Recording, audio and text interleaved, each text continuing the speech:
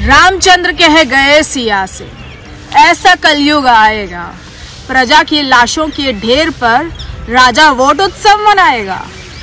सबका होगा अंतिम संस्कार, यही है मोदी सरकार।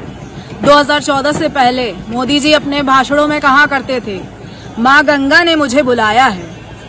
आज उसी माँ गंगा के किनारे कैसे चिताओं का अंबार लगा हुआ है और मोदी जी बंगाल चुनाव में पूरी तरह से व्यस्त है। योगी आदित्यनाथ जी ने लखनऊ पे टीने की दीवार लगाकर ये सोच लिया कि वो लाशों को ढक देंगे, लेकिन धुआं कैसे रोक पाएंगे?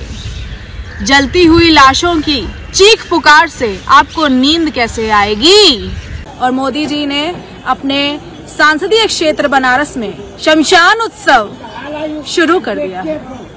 काशी की जनता ने न कभी ऐसा मंजर देखा था, ना ही कभी सोचा था। ज्ञात रहे, ये मृत्यु नहीं, हत्या है। त्राहिमाम त्राहिमाम महादेव।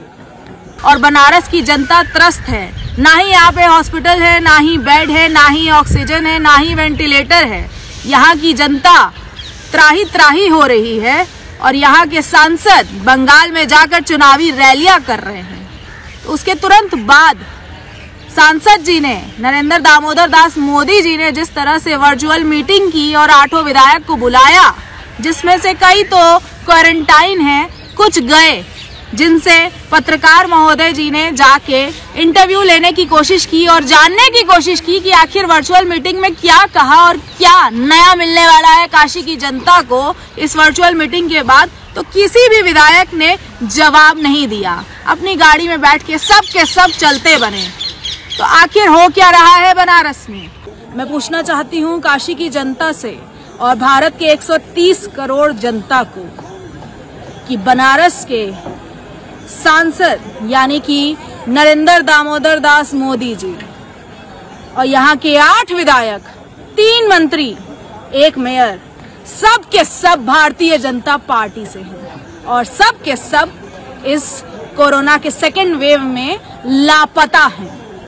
क्या यहाँ पे कुछ विकास की उम्मीद है? जो यहाँ पे महामारी का दौर चल रहा है, कुछ नया होगा जनता के लिए, कुछ खास होगा जिससे जनता को कुछ फायदा महसूस होगा?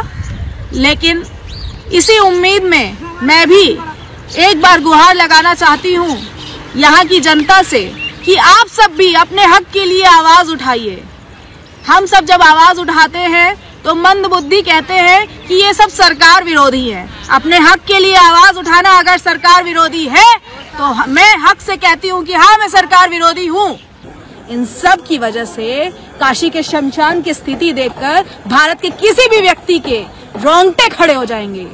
मोदी जी, क्या ऐसा हाहाकार और बदहाली देखने के लिए ही काशी की जनता ने आपको सांसद बनाया था? मानवता के आधार पर ही मैं आप सबसे गुजारिश करना चाहती हूँ कि गंभीरता से काशी की समस्याओं का अति शीघ्र समाधान करिए, क्योंकि ना ही यहाँ टेस्ट है, ना हॉस्पिटल में बेड है, ना ही वेंटिलेटर है, ना ही ऑक्सीजन। क्यों? क्योंकि इस सरकार ने जिस तरह से लोगों को गुमराह किया है, मंदिर मस्जिद के नाम पे भड़काया है, उससे सिर्फ अंधभक्त भड़क सकते हैं। अंधभक्त इस भारतीय जनता पार्टी के समर्थन में आ सकते हैं, हम जैसे देशभक्त नहीं। हम जैसे देशभक्त अपने हक के लिए आवाज उठाना जानते हैं और गलत को गलत बोलना जानते हैं। सरकारी अस्पताल में आम इंसान को एडमिट करने की जगह नहीं है और प्राइवेट अस्पताल में 2 लाख रुपए एडमिट करने से पहले जमा करना पड़ रहा है और उसके बाद यदि पेशेंट मर गया तो 3 लाख रुपए डेड बॉडी देने का मांग रहे हैं अस्पताल वाले। एक आम जनमानुस कैसे चुका पाएगा? उन्हें परेशान किया जा रहा है। अगर आप सरकारी शिक्षक हैं तो आपको अपनी ड्यूटी करनी पड़ेगी, चाहे जितने भी चुनाव हैं उसमें आपको, चाहे महामारी चल रही है, चाहे आपको खांसी है, चाहे जुकाम है, किसी ने टेस्ट नहीं करवाया है और वो जाके अपनी बीमारी लाखों लोग को दे रहे हैं इसी डर से क्योंकि उनके ऊपर FIR ना हो जाए। बनारस के जनप्रतिनिधि कह रहे हैं कि कई निजी अस्पताल में इलाज मुफ्त में चल रहा है कोरोना का।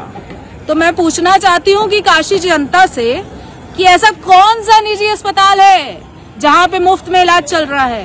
हजारों कॉल्स आ रहे हैं मेरे पास एक दिन में कि मैं किस हॉस्पिटल में एडमिट हूँ, मेरे पास ऑक्सीजन नहीं है, मेरे पास वेंटिलेटर की कमी है, और यहाँ के जनप्रतिनिधि लोगों को बेवकूफ बनाना बंद ही नहीं कर रहे हैं। किसी न्यूज़पेपर ने तो छाप दिया था कि अब शमशान घाट पे भी शिक्षकों की ड्यूटी लगेगी।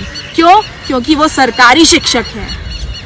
जिस तरह से हर इंसान की दुर्दशा हो रही है, युवा तो बेरोजगार थे ही, व्यापार तो पूरी तरह से ठप है ही, अब शिक्षकों की भी इस तरीके की दुर्दशा बर्दाश्त नहीं करेगा भारत। पिछले साल भी एक्सपायरी जूस बांट के लोगों को बेवकूफ बनाया। आप भूल सकते हैं, लेकिन मैं काशी की जनता को भूलने नहीं दूंगी।